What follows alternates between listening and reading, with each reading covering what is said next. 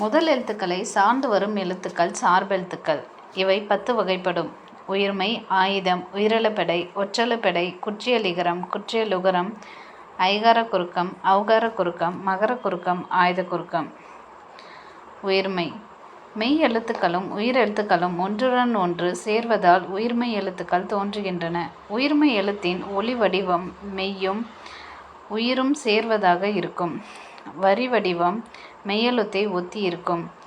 ஒலிக்கும் கால அளவு உயிரெழுத்தை ஒத்தி இருக்கும். முதல் எழுத்துக்களை சார்ந்து வருவதால் இவை சார்பெழுத்து வகையுள் அடங்கும். ஆயுதம் 3 புள்ளிகளை உடைய தனித்த வடிவம் பெற்றது. முப்புள்ளி, முப்பாற்புள்ளி, தனிநிலை என்ற வேறு பெயர்களும் இதற்கு உண்டு. நுட்பமான ஒலிப்பு முறையை உடையது. தனக்கு முன் ஒரு குறில் எழுத்தையும் தனக்கு பின் ஒரு வல்லின உயிர்மெய் எழுத்தையும் பெற்று சொல்லின் இடையில் மட்டுமே வரும். தனித்து இயங்காது. முதல் எழுத்துக்களாகி உயிரையும் மெய்யையும் சார்ந்து இயங்குவதால் ஆயுத எழுத்து சார்பெழுத்து ஆகும்.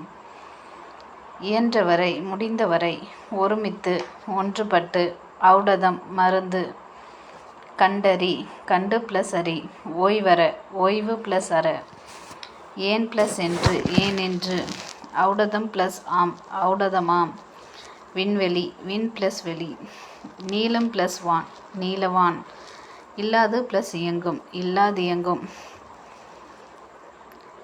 நின்றிருந்த, நின்று + இருந்த, மருத்துவம் + துறை, மருத்துவத்துறை, நீக்குதல், சேர்தல், எளிது, அரிது, மாசற, குற்றம் இல்லாமல், சீர்தூக்கின், ஒப்பிட்டு ஆராய்ந்து, தேசம், நாடு, இடமெல்லாம், இடம் + எல்லாம், மாசற, மாசு + அற, குற்றம் + இல்லாதவர், குற்றம் இல்லாதவர், சிறப்பு + உடையார், சிறப்புடையார், தூற்றும்படி, இகழும்படி, மூத்தோர், பெரியோர், மேதைகள், அறிஞர்கள், மாற்றார், மற்றவர், நெறி, வழி, வற்றாமல், அழியாமல்,